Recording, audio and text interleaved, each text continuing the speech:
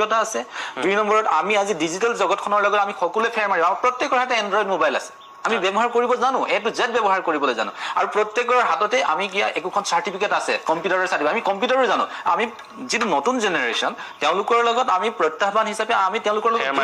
ফেৰ মাৰি গৈছো কিন্তু সেই বুলি যে আগৰ সাৰ্টিফিকেটখন যে আমি এটা দুগুণে উঠাব পাৰিম সেইটোতো সম্ভৱ নহয় গতিকে সেইটোই আমাৰ ডাঙৰ ৰিকুৱেষ্ট যে আমাৰ কথাখিনি অকণমান ভাবক চৰকাৰ আমাৰ কথাখিনি অকণমান ভাবক আমাৰ দৰে দুখীয়া পৰিয়াল আমি যিসকল বঞ্চিত হৈ আছো আমাৰ কথা অকণমান ভাবি যিসকল বয়স যাওঁ হৈ গৈছে আমি দুখীয়া পৰিয়াল তেওঁলোকৰ কথা ভাবি যদি আমাক সামান্য উপকাৰ কৰে আমাৰ 19 টেট উত্তীৰ্ণ যিসকল আছে তেওঁলোকক যদি এটা খুব মানে ব্যৱস্থা কৰে নিয়োগৰ তেতিয়াহ'লে আমি নথৈ সুখী হ'ম আমাৰ পৰিয়ালটো বাচিব আমাৰ সমাজখন বাচিব আমাৰ যিটো সপোন আমি সেই সপোনটো বাস্তৱত ৰূপায়িত কৰিব পাৰিম শৰৎ গগৈ আপোনাৰ কাষলৈ আহিছো যেহেতু আপোনালোক 2019 চনত উত্তীৰ্ণ হোৱা গতিকে সেই সময়ৰ শিক্ষামন্ত্ৰী আছিল সিদ্ধাৰ্থ ভট্টাচাৰ্য আপোনালোকৰ বিভিন্নজনে মোক ফোন কৰি জনাইছিল যে শিক্ষামন্ত্ৰী সিদ্ধাৰ্থ ভট্টাচাৰ্য থকাৰ কাৰণে আপোনালোক বঞ্চিত হ'ল আমি আসলতে এইটো কথা আমি হীনমন্যতাত ভুগি ক'বলগীয়া হয় আসলতে সিদ্ধাৰ্থ ভট্টাচাৰ্য ডাঙৰীয়া পতাৰ কাৰণেই নেকি এই টেটটোক আমাৰ মুখ্যমন্ত্ৰী ডাঙৰীয়া হওক বা বৰ্তমানৰ শিক্ষামন্ত্ৰী ডাঙৰীয়াই গুৰুত্ব দিয়া নাই তেনেকুৱা হয় আৰু এই ক্ষেত্ৰত মানে আমি যেতিয়া ছাৰক লগ কৰিছো ছাৰে তেতিয়া এটা কথা ক'লে ৰণোজ পেগু ডাঙৰীয়া ছাৰে কৈছে যে তোমালোকে বেলেগ চাকৰি এপ্লাই কৰা অকল টেটৰ চাকৰিটোৱে কিয় কিন্তু বেলেগ চাকৰি কথা কি মই কোনো ধৰণৰ আশ্বাস দিয়া নাই মই নহব একো কোৱা নাই হেতু কোৱা নাই কিন্তু তেতিয়া বেলেগ চাকৰি কথা কতে এটা কথা মনত পৰে মই নিদিয়া নহয় এছআই পৰীক্ষাও দিছো 1.5 ঘণ্টা পৰীক্ষা দিয়াৰ পিছত পৰীক্ষা হলৰ পৰা উলিয়াই পঠাইছে পেপাৰ লিক হল বুলি তাৰ পিছত দিছো পিএনআৰডি দৰে এক্সাম দিছো দুবাৰকে দিছো দুবাৰটো পেপাৰ লিক হৈছে পেপাৰ লিক হোৱাৰ পিছত গম পালো যে কোনোবা মন্ত্ৰী বিধায়কৰ অঙহী বঙহী সকলক চাকৰি দি দিছে গতিকে দিয়াৰ পিছত স্বচ্ছ আৰু নিকা পদ্ধতি তেওঁলোকে দিছো বুলি কোৱাৰ ভিতৰত দিছে কি তেওঁলোকে দিছিল কিন্তু এই টেটৰ চাকৰিটো কিন্তু এই টেটটো আমি ইমান কষ্ট কৰি পাছ কৰিছো অন্তত এনেকুৱা ধৰণৰ কোৱেশ্চন কিছুমান আহিছিল যিবিলাক অন্তত বহুত বেছি কিতাপ পঢ়াৰ পিছত আমি কেতিয়াও সেইবিলাক চুবলৈ সক্ষম নহৈছিল কেৱল নিজে বুজি পোৱাৰ বলত সেইবিলাক কৰিবলৈ সক্ষম হৈছিল কিন্তু তাৰ পিছতো চৰকাৰে আমাক এবাৰ উপযুক্তভাৱে আবেদন কৰিবৰ কাৰণে সুযোগ দিয়া নাই আপুনি বিশ্বাস কৰিব 2019 চনৰ যেতিয়া 20 চনত যেতিয়া প্ৰথমটো বিজ্ঞাপন ওলাইছিলে সেই বিজ্ঞাপনটো তেওঁলোকে সিটেটৰ সকলকো আৰু এটেটৰ সকলকো আবেদন কৰিবৰ কাৰণে সুযোগ দিয়াৰ কাৰণে 90% সিটেট উত্তীৰ্ণ সেই চাকৰিটো পাবলৈ সক্ষম হৈছে তাৰ পিছত যেটো সেপ্টেম্বৰত বিজ্ঞাপন ওলাইছিল সেই সেপ্টেম্বৰৰ বিজ্ঞাপনটো তেওঁলোকে ওভাৰলেপিংৰ জৰিয়তে গোটেই পোষ্টবিলাক ব্লক কৰি থৈ দিলে তেতিয়াহ'লে অসম টেট উত্তীৰ্ণ 2019 মানুহখিনিক তেওঁলোকে কেৱল আবেদন কৰিবৰ কাৰণে সুপৰিকল্পিতভাৱে সুবিধা এটা দিলে ক'ত কেতিয়াও তেওঁলোকে দিয়া নাই গতিকে এই ক্ষেত্ৰত মানে এনেকুৱা এটা প্ৰশ্ন হয় যে এই পৰীক্ষাটো মুখ্যমন্ত্ৰী ডাঙৰীয়া তত্ত্বাৱধানত নোহোৱাৰ কাৰণে সিদ্ধাৰ্থ ভট্টাচাৰ্য শিক্ষামন্ত্ৰী থকাৰ অৱস্থাত এইটো পৰীক্ষাটো হোৱাৰ কাৰণে নেকি যে তেওঁলোকে এইটো মাহিমাগৰ দৃষ্টিৰে চাইছে আমাৰ মনত তেনেকুৱা ধৰণৰ এটা প্ৰশ্ন উদয় হয় গতিকে এই ক্ষেত্ৰত আমি চৰকাৰক এটাই অনুৰোধ কৰোঁ যে আমাৰো এখন ঘৰ আছে আমাৰো এটা পৰিয়াল আছে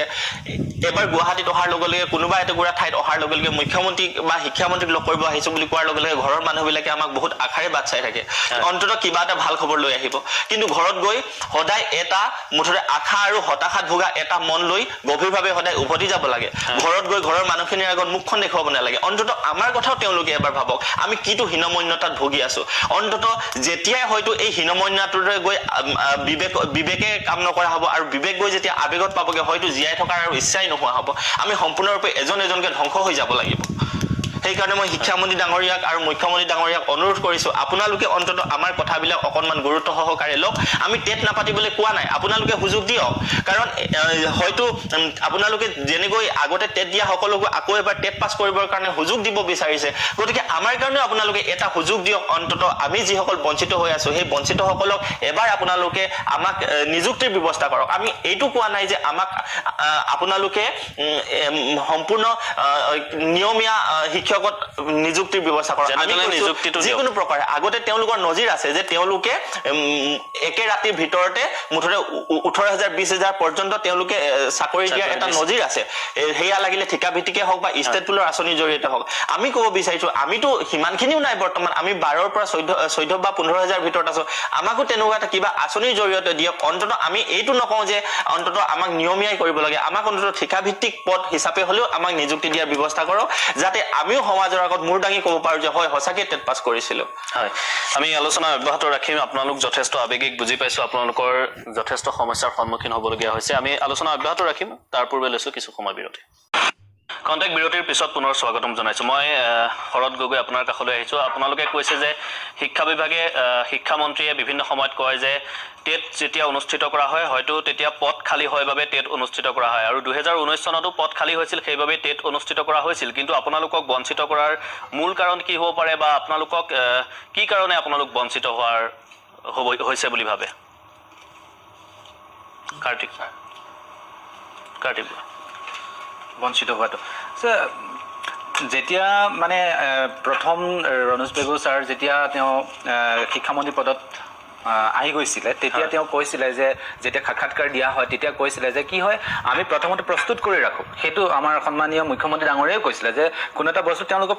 প্ৰি প্লেন এটা থাকে পৰিকল্পনা এটা থাকে আৰু সেই হিচাপতে আমাক আগতীয়াকৈ টেট উত্তীৰ্ণ কৰি ৰাখিছিলে আৰু যাতে পাছত তেওঁলোকে সুন্দৰভাৱে আমাক নিযুক্তি দিব পাৰে আৰু যদি সেইটোৱে হয় যিহেতু আমাক প্ৰথমতে তেওঁলোকে উত্তীৰ্ণ কৰাই ৰাখিলে আমি পাছ কৰি থৈছোঁ আৰু খুব কম সংখ্যকে আছোঁ আৰু যিহেতু তেওঁলোকে ৰেডি কৰি থৈছে তেওঁলোকে এতিয়া আমাক এপইণ্টমেণ্ট দিব লাগে কিন্তু তেওঁলোকে সেইটো নকৰি এতিয়া নতুন কিছুমান কৌশল অৱতাৰণ কৰি আছে যাৰ জৰিয়তে নেকি আমি ভুক্তভোগী হৈ আছোঁ আৰু আমিবোৰ ৰৈ গৈ আছোঁ আৰু এই কথাটোৱে আমাক এনেকুৱা এটা ধাৰণা মানে আমাৰ মনলৈ আহে এতিয়া চাওক আমি 19 টেট উত্তীৰ্ণ মাত্ৰ খুব কম সংখ্যকে কৰিছিলোঁ কৈছোঁ আগতে মাত্ৰ 8% মানেহে আমি উত্তীৰ্ণ হ'বলৈ পাৰিছিলোঁ কিন্তু এতিয়া যদি আকৌ এটা পোষ্ট মানে আকৌ এটা টেট পাতে কমেই হ'লেও 50,000 ওচৰত পাছ কৰিব তো পাছ কৰাৰ লগত কি হ'ব আগৰ আমি মিনিমাম ধৰক আছোঁ 12 পৰা 15,000 আকৌ যদি 50,000 হয় আল্টিমেটলি 65ৰ ওচৰৰ পাজৰে হৈ যাব আৰু তেতিয়া কি হ'ব পোষ্ট কিন্তু সেই 10,000 এৰি দিছে তাৰমানে ইয়াৰ অৰ্থটো এনেকুৱা নহয় নেকি যে আমি যিসকল অসমৰ নিবনুৱা আছোঁ নিবনুৱাখিনি নিবনুৱা হৈ গৈ থাকক তেওঁলোকে মৰি থাকক আৰু কি হয় চৰকাৰে ৰাজহ আদায় কৰক তাৰমানে এনেকুৱা ভাৱ হয় যিহেতু আমি যেতিয়া এপ্লাই কৰিব লগা হয় আমিতো পঢ়া শুনা কৰাটো যথেষ্টখিনি টকা ব্যয় হৈছে সেইখিনি ধাৰ আজিও মাৰিব পৰা নাই সঁচা অৰ্থত কৈছোঁ মই বন্ধন গোটৰ টকা ধাৰে লৈ পেলাই পঢ়িছিলোঁ আৰু এতিয়া কি হৈছে সেই বন্ধন গোটৰ ধাৰো মই সম্পূৰ্ণ মাৰিব পৰা নাই কিহৰ কাৰণে হৈছে কাৰণ আমাৰ আৰ্থিকভাৱে আমি একেবাৰে জুৰুলা আজি আহিবৰ সময়তো মই আনকি হাঁহ বিক্ৰী কৰি পেলাই মই আহিব লগা হৈছে মোৰ দুই এজন বন্ধুৱে মোক 2 টকা সহায় কৰিছে কিন্তু তথাপি আজি ক'বলৈ পাই মই দুখিত হৈছোঁ এনেকুৱা এটা পৰিস্থিতি আমি পৰি গৈছোঁ কিন্তু এতিয়া যেতিয়া তেওঁ এনেকুৱা ধৰণৰ এটা ব্যৱস্থা কৰিছে আমি এনেকুৱা অনুভৱ হৈছে আমি টেট দিম হয়তো কোনোবাই 2-4 নম্বৰ আগবাঢ়িব পাৰিব কোনোবাই হয়তো নোৱাৰিব পাৰে কিন্তু ইয়াৰ জৰিয়তে যিখিনি অৰ্থ সংগ্ৰহ কৰিব তাতো যদি আমি এতিয়া যোৱাবাৰ আমি এপ্লাই কৰিছিলোঁ আপোনাৰ 3,76,000 মানে 76,000 কৰিছিলোঁ কিন্তু এইবাৰ মিনিমাম 5 লাখৰ ওচৰত হয়তো এপ্লাই কৰিব তেতিয়াহ'লে আপুনি চিন্তা কৰকচোন কিমান টকা তেওঁলোকৰ ৰাজহ সংগ্ৰহ হ'ব কিন্তু এপ্লাই কৰাৰ পাছত কি পোষ্ট দিছে মাত্ৰ কেইটামান একদম সীমিত যাতে আমি ক'ব পাৰোঁ যে এপাচি শাকত এটা জালুক দিয়াৰ দৰে কিন্তু ইয়ে কি প্ৰতিপন্ন কৰিছে যে অসমৰ যিসকল নিবনুৱা আছে তেওঁলোকে নিবনুৱাই হৈ থাকক আৰু বাকীসকল মানে চৰকাৰে বিভিন্ন পলিচিৰ দ্বাৰা তেওঁলোকৰ ৰাজহ সংগ্ৰহ কৰি থাকক কিন্তু এই আমাক মাধমাৰ দি আছে স্যাৰ হয় আপুনি যথেষ্ট আৱেগিক হৈছে ঘৰ কেনেকৈ চলাই আছে ইমান দিনে ঘৰ চলাটো খুবেই কষ্টকৰ কাৰণ আপুনি জানে আমি এখন প্ৰাইভেট স্কুলৰ শিক্ষক আমি আগতেও কৈ আহিছোঁ আমাৰ প্ৰায় 99% উত্তীৰ্ণ প্ৰাৰ্থী আমি প্ৰাইভেট স্কুলত কৰোঁ আৰু প্ৰাইভেট স্কুলৰ এনেকুৱা নহয় যে আমি কোনোবা দামী প্ৰাইভেট স্কুলত কৰোঁ আমি গাঁও অঞ্চলৰ একদম নগণ্য মানে একদম খুব কমজোৰি এখন স্কুলত কৰোঁ য'ত নেকি মজুৰি হিচাপত ক'বলৈ হয়তো আমি লাজ লাগে মাত্ৰ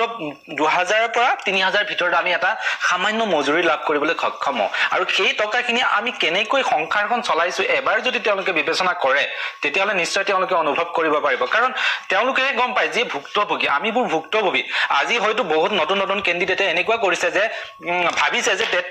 টেট পাতিলে তেওঁলোকে নাপাবৰ কাৰণে চিঞৰি আছে কিন্তু প্ৰকৃত অৰ্থত সেইটো নহয় আমি নতুন যিসকলে টেট পাতি মানে উত্তীৰ্ণ হ'ব তেওঁলোকক আমি স্বাগতম জনাম তেওঁলোকে ভাল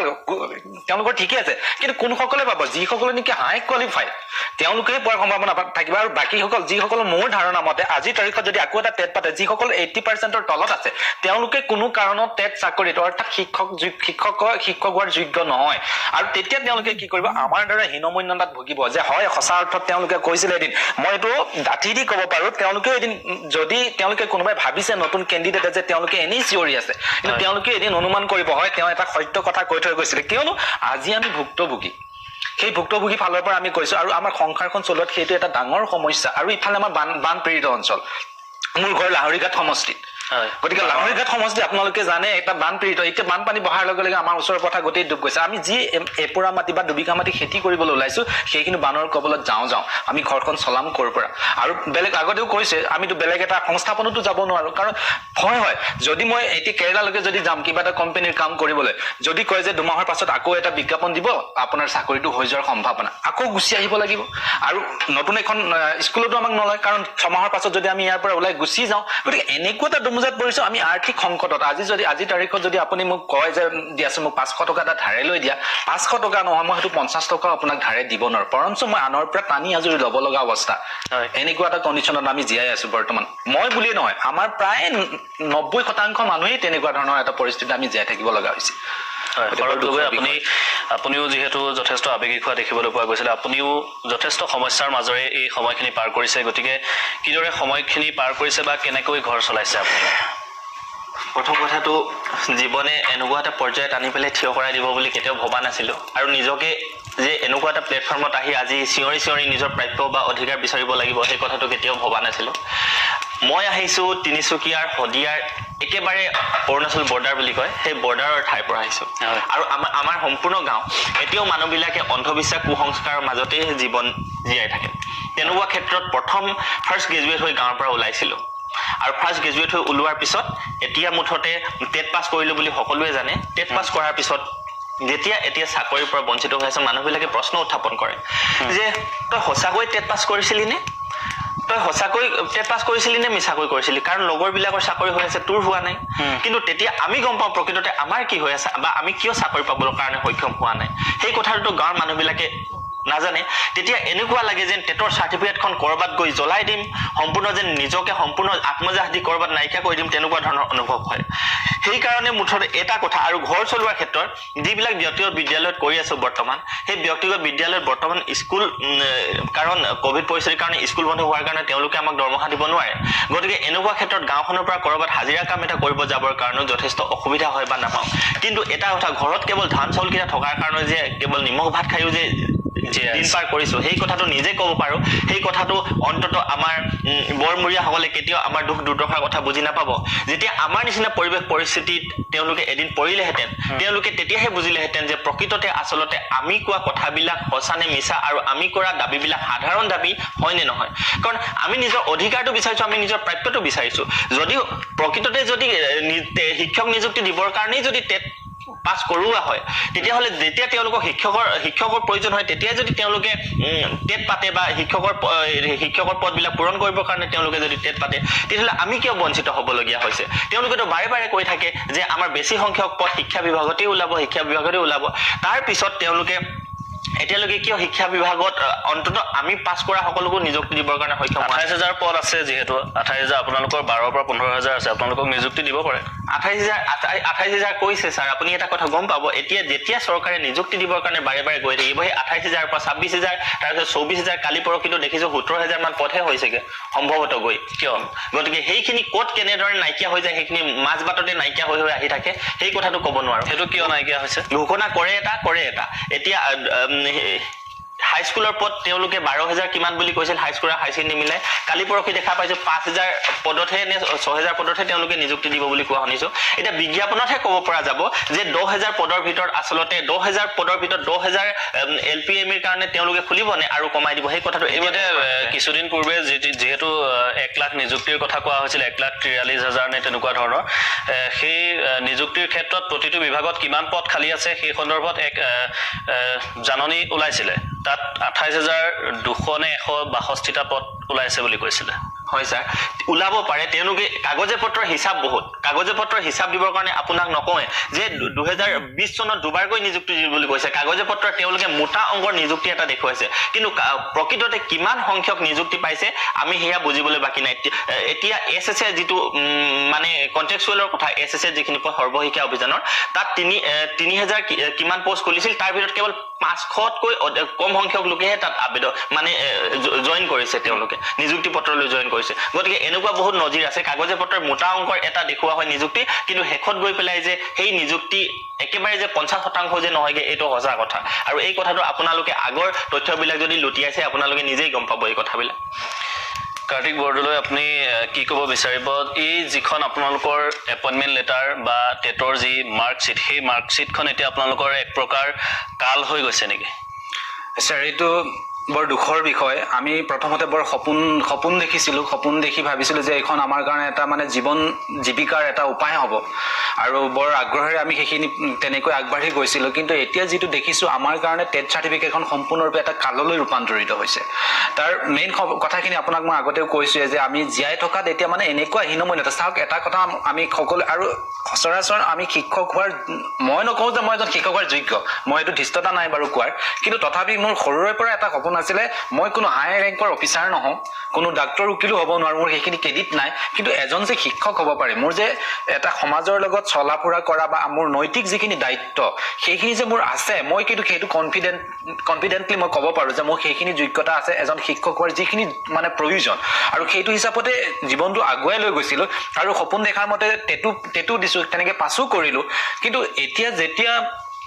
নিযুক্তি প্ৰক্ৰিয়াত বিভিন্ন ধৰণৰ আহুৱাসমূহে আমাক হেঁচা মাৰি ধৰিছে আৰু যি ধৰণৰ পলিচি তেওঁলোকে উলিয়াই আছে সেইটো আমাক কৈছে যে টেট চাৰ্টিফিকেটখন আমাৰ কাৰণে সাধাৰণতে কি হৈ গ'ল, কাল হৈ পৰিল। কিয়নো এতিয়া আমি টেটত পাছ কৰিলোঁ সঁচা, সকলোৱে জানে টেট পাছ,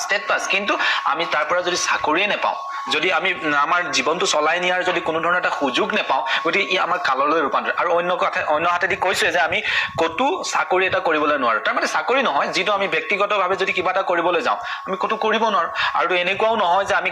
গাঁও অঞ্চলত কি কৰিম যে সদায় কাৰোবাৰ ঘৰত হাজিৰা কৰিব যাম, হাজিৰাওতো নাপাওঁ। আৰু এনেকুৱাও নহয় আমি ধনী ঘৰৰ মানুহ যে মোৰ এসোপামান মূলধন আছে, যিখিনি মূলধনৰ জৰিয়তে মই এটা ডাঙৰ বিজনেছ কৰিব পাৰিম। কিন্তু বুদ্ধি আছে, মই এইটো নকওঁ মোৰ বুদ্ধি নাই, বুদ্ধি আছে, চলিব পৰা ক্ৰেডিট আছে, কিন্তু লাগিব মূলধন। আমাৰ আচল মূলধনটোৱে নাই। ক'ৰ পৰা আমি ক'ম, এতিয়া মোৰ বয়স প্ৰায় 37 বছৰ, এতিয়াই যদি আমি সেইখিনি সুযোগ নলওঁ আৰু দুদিনৰ পাছত এই টেট আৰু ক'ৰ পৰা পাম? আৰু এইখিনি বহুতৰে 40 বছৰ পাৰ হৈ গৈছে। আৰু এইটো ক্ষেত্ৰত অলপ আগত এজনে মোক জনাইছিলে যে যথেষ্ট মানে অভিজ্ঞ ব্যক্তি, তেওঁ ব্যক্তিগত খণ্ডত বিদ্যালয়ত পাছ কৰি থকা, যিটো মানে NCT ৰুলৰ মতে কয় বা কাৰোবাক সুযোগ দিয়াৰ কথা কয়, তেওঁ কি হৈছিলে, তেওঁ 40ৰ একদম দেওনা গৰুকো হৈছিলে। তাৰপিছত তেওঁ যেতিয়া লাইফ টাইম কৰি দিলে আৰু OBC হ'লে কি হয় আৰু 2 এবছৰ বেছিকৈ পাই যায়। তেওঁ তেনেকুৱা ক্ষেত্ৰত 2 এবছৰ এপ্লাই কৰাৰ সুযোগ পাইছিল, কিন্তু তেওঁ যিখন DLED পাছ কৰাৰ চাৰ্টিফিকেট আছিলে সেই চাৰ্টিফিকেটৰ মতে কিন্তু 40 বছৰ হৈ গৈছে। সেই চাৰ্টিফিকেটৰ মতে কি কৰিছিলে, তেওঁক ৰিজেক্ট কৰিছিলে। যিজনে নেকি পাবৰ যোগ্য আছিলে, তেওঁ লাইফ টাইম আছিলে টেট চাৰ্টিফিকেটখন, তেওঁ যোগ্য, তেওঁ মানে কাট অফত আহিও গৈছিল, কিন্তু তেওঁ DLED চাৰ্টিফিকেটখন 40 মানে কৰ্চ হোৱাৰ কাৰণে তেওঁ তাৰ পৰা। ঠিক আছে, আমি আৰু কথা পাতি থাকিম, আৰু আপোনালোকৰ কথা জানিবলগীয়া আছে আৰু চৰকাৰক আপোনালোকে কি আহ্বান জনায় সেয়াও আমি জানিম, কিন্তু তাৰ পূৰ্বে লৈছোঁ কিছু সময় বিৰতি। বিৰতিৰ পিছত পুনৰ স্বাগতম জনাইছোঁ। আমি অনুষ্ঠানৰ শেষ অংশত উপনীত হৈছোঁ। ইতিমধ্যে এই টেট উত্তীৰ্ণ হৈ বঞ্চিত হোৱা তেওঁলোকে যথেষ্টখিনি কথা প্ৰকাশ কৰিছে। চৰকাৰক যথেষ্ট আহ্বান জনোৱাৰ পিছতো চৰকাৰে কোনো ধৰণৰ গুৰুত্ব দিয়া নাই তেওঁলোক যথেষ্ট আজি আৱেগিক। তেওঁলোকৰ ঘৰ কেনেকৈ চলিছে বা তেওঁলোক আজি কিদৰে দিন পাৰ কৰিবলগীয়া হৈছে এয়া হয়তো তেওঁলোকেহে অনুভৱ কৰিব পাৰিব। ইতিমধ্যে তেওঁলোক যিহেতু গুৱাহাটীলৈ আহিছে, হাঁহ বিক্ৰী কৰি গুৱাহাটীলৈ আহিবলগীয়া হৈছে, এনে পৰিৱেশৰ সন্মুখীন হ'বলগীয়া হৈছে। যথেষ্ট আশা লৈ তেওঁলোকে টেট পৰীক্ষাত অৱতীৰ্ণ হৈছিল। তেওঁলোকে কেতিয়াও কল্পনা কৰিব পৰা নাছিল যে এনেকুৱা এটা দিনৰ তেওঁলোক সন্মুখীন হ'ব। মই কাৰ্তিক বৰদলৈ আপোনাৰ কাষলৈ আহিছোঁ। যিহেতু বিভিন্ন সময়ত টেট শিক্ষকক শিক্ষামন্ত্ৰীয়ে হওক বা বিভিন্ন সময়ত শিক্ষামন্ত্ৰী বিভিন্নজন সলনি হৈ থাকে। সিদ্ধাৰ্থ ভট্টাচাৰ্য হওক, প্ৰাক্তন শিক্ষামন্ত্ৰী তথা বৰ্তমানৰ মুখ্যমন্ত্ৰী হিমন্ত বিশ্ব শৰ্মাই হওক, বিভিন্ন সময়ত বিভিন্ন মন্তব্য কৰে। কোনোবাজনে আপোনালোকক অলংকাৰ বুলি কয়, কোনোবাজনে ড্ৰাইভাৰৰ লগত গাড়ীৰ লগত তুলনা কৰে। গতিকে আপোনালোকৰ মানে স্থানটো ক'ত আচলতে? সেইটো বৰ দুৰ্ভাগ্যজনক, আমাৰ শিক্ষক সমাজৰ কাৰণে এটা বৰ দুৰ্ভাগ্যজনক কথা। কাৰণ আমি আগতে টেট কি আছিলে সেইটো আমি গমেই পোৱা নাছিলোঁ, কিন্তু যেতিয়া 2012ত প্ৰথমবাৰৰ কাৰণে টেট পাতিছিলে তেতিয়াহে অনুমান কৰিছিলোঁ যে টেট এটা এনেকুৱা এটা বস্তু যাৰ জৰিয়তে এজন শিক্ষক হোৱাৰ যোগ্যতা অৰ্জন কৰে। আৰু সেই শিক্ষক হোৱাৰ শিক্ষক বৃত্তিটি এনেকুৱা এটা বৃত্তি যিটো সমাজৰ সকলোতকৈ ঊৰ্ধত হয়। আমাৰ স্বয়ং যিজন আমাৰ সৰ্বপল্লী ৰাধাকৃষ্ণন আছিলে তেওঁৱে কৈ থৈ গৈছিলে, তাৰপিছত তেওঁ আদি কৰি তেওঁকে প্ৰমুখে কৰি বহু কেইজন মহান নেতাই কৈ থৈ গৈছে শিক্ষা বৃত্তিটো এনেকুৱা এটা বৃত্তি যিটো নেকি সকলোৱে শ্ৰদ্ধা কৰে, সন্মান কৰে। আৰু এজনে কৈ থৈ গৈছে যে তেওঁ এজন মিনিষ্টাৰ বা এজন মন্ত্ৰী হ'বলৈ যিখিনি যোগ্যতাৰ প্ৰয়োজন, কিন্তু এজন শিক্ষক হ'বলৈ তাতকৈ বহু বেছি। বহু বেছি যোগ্যতাৰ প্ৰয়োজন হয় গতিকে তেনে এটা বৃত্তি এটা যিটো মানে ভগৱানৰ লগত ৰিজাব পাৰি আৰু সংস্কৃততো তেনেকুৱা ধৰণৰ বহুকিটা শ্লোক আছে মোৰ সম্পূৰ্ণ এতিয়া মই আনিব পৰা নাই মনলৈ আনিব পৰা নাই গতিকে তেনেকুৱা ধৰণৰ ক্ষেত্ৰত যদি তেনেকুৱা যোগ্যতা পৰীক্ষা এটাক যদি বিভিন্ন ধৰণৰ তুলঙা মন্তব্যৰে উপলুঙা কৰে তেতিয়াহ'লে এইটো বৰ দুৰ্ভাগ্যজনক আৰু সঁচাকৈ আমি বৰ মানে দুখ পাইছোঁ আমাৰ শিক্ষক সমাজখনৰ কাৰণে আমাৰ দৰে যিসকল লোক আছে তেওঁলোকৰ কাৰণে বৰ দুখৰ বিষয় বুলি মই অনুমান কৰোঁ গতিকে মই বিশেষ ক'বলৈ নাযাওঁ আমাৰ যিখিনি আবেগ আমাৰ যিখিনি ক'ব লগা আছিল আপোনালোকৰ আগত ব্যক্ত কৰিছোঁ শেষত কি আহ্বান জনাব চৰকাৰ তথা মুখ্যমন্ত্ৰী হিমন্ত বিশ্ব শৰ্মাই হওক বা ৰণোজ পেগুক কি আহ্বান জনাব মই শেষত এটা কথাই আহ্বান জনাব বিচাৰিছোঁ যে আমি যিহেতু অসমৰ খিলঞ্জীয়া আমিও আপোনালোকৰে একোজন হওঁ গতিকে আমি বিশেষভাৱে কৰজোৰে আপোনালোকক অনুৰোধ জনাইছোঁ যাতে আমি যিসকল 19 টেট উত্তীৰ্ণ প্ৰাৰ্থী আছোঁ খুব কম সংখ্যকে আছোঁ যাতে আমাৰ এই কম সংখ্যক উত্তীৰ্ণ প্ৰাৰ্থীক আপোনালোকৰ যিকোনো আঁচনিৰ জৰিয়তে লাগিলে কণ্টেক্সুৱেলি হওক SSA থ্ৰুৱেদিয়ে হওক নতুবা কোনোবা ৰেগুলাৰ যিকোনো আঁচনিৰ জৰিয়তে আমাক সংস্থাপনৰ এটা ব্যৱস্থা কৰক যাৰ জৰিয়তে আমি জীয়াই থাকিব পাৰিম আমাৰ ঘৰখন বচাব পাৰিম আমাৰ ৰোগীয়া মা দেউতাক আমি ঠিক কৰি ৰাখিব পাৰিম বা এটা সুস্থ হিচাপে আমি ৰাখাত সহায় হ'ব আৰু আমাৰ ভৱিষ্যত যি প্ৰজন্ম আহি আছে এই ভৱিষ্যত প্ৰজন্মক এটা আপোনালোকে যিটো বিচাৰিছে এজন সুনাগৰিক হওক সেই নাগৰিক হোৱাৰ পথত আমি আগবঢ়াই লৈ যোৱাত মানে সমৰ্থ হ'ম অন্যথা আমি কোনো ধৰণে সফল নহওঁ গতিকে মই এইটো পুনৰ আপোনালোকক একদম কোটি কোটি নমস্কাৰ কৰি আপোনালোকক মই অনুৰোধ কৰিছোঁ যাতে চৰকাৰ বিভাগীয় কৰ্তৃপক্ষই আমাৰ কথাখিনি শুনক আৰু আমাৰ যিসকল 19 টেট উত্তীৰ্ণ প্ৰাৰ্থী আছে সকলোকে এটা নিযুক্তিৰ ব্যৱস্থা কৰক আৰু তাৰ পাছত নতুনকৈ টেট পাতক টেট যিসকলে দিব তেওঁলোকক আমি সুন্দৰভাৱে স্বাগতম জনাম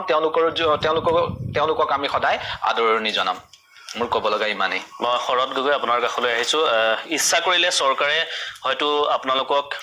কিবা এটা কৰি হ'লেও নিযুক্তি দিব পাৰিলেহেঁতেন কিন্তু আপোনালোকক আজি বঞ্চিত হোৱাৰ হয়তো কিবা চক্ৰান্তৰ আপোনালোক বলি হৈছে নেকি এটা কথা আচলতে কোনোবা এজন শিক্ষামন্ত্ৰী হ'ব তেওঁ আহি ক'ব যে টেট চাৰ্টিফিকেটখন গাড়ী আৰু ড্ৰাইভাৰ কোনোবা এজন আহি ক'ব টেট পাছ চাৰ্টিফিকেটখন এখন অলংকাৰ আৰু কোনোবা এজনে আহিব যে আমাৰ টেট প্ৰাৰ্থীসকলক কেৱল এটা হেতেন শব্দৰ মাজত সীমাবদ্ধ কৰি আমাক আচলতে আঁতৰাই ৰাখিব বিচাৰে বা আমাক বঞ্চিত কৰিব বিচাৰে আচলতে তেনেকুৱা নহয়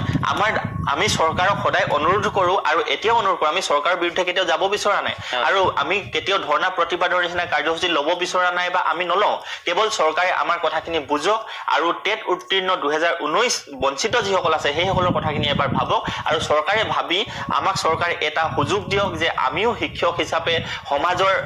কাৰণে এটা আদৰ্শ হওঁ আৰু এছাম নতুন প্ৰজন্মক আমি শিক্ষক হিচাপে তেওঁলোকক যাতে ভৱিষ্যতে এটা সুনাগৰিক হোৱাৰ পথত আগবঢ়াই নিব পাৰোঁ গতিকে চৰকাৰৰ ওচৰত কৰজোৰে এটাই অনুৰোধ থাকিব যে আমাৰ কথাবিলাক আপোনালোকে এবাৰ শুনক আৰু আমাৰ দুখ দুৰ্দশাবিলাকৰ কথা এবাৰ বুজক আৰু আমাক অন্তত এবাৰ সমাজখনৰ সেৱা কৰিবৰ কাৰণে আমাকো তাত নিয়োজিত কৰক আমি আপোনালোকক কথা দিছোঁ যদি তাৰ পিছত যদি আমি এই সমস্যাৰ পৰা বা আমি এই শিক্ষক বৃত্তিৰ পৰা যদি অকণমান হ'লেও বিচলিত হওঁ আপোনালোকে আমাক গতিয়াই উলিয়াই দিব আমি তাত ক'বলৈ নাযাওঁ কিন্তু আমাকো এবাৰ সুযোগ দিয়ক সমাজখনক উন্নতিৰ পথত আগবঢ়াই নিয়া যেতিয়া আমি বহুত অভিজ্ঞ হৈছোঁৱে ব্যক্তিগত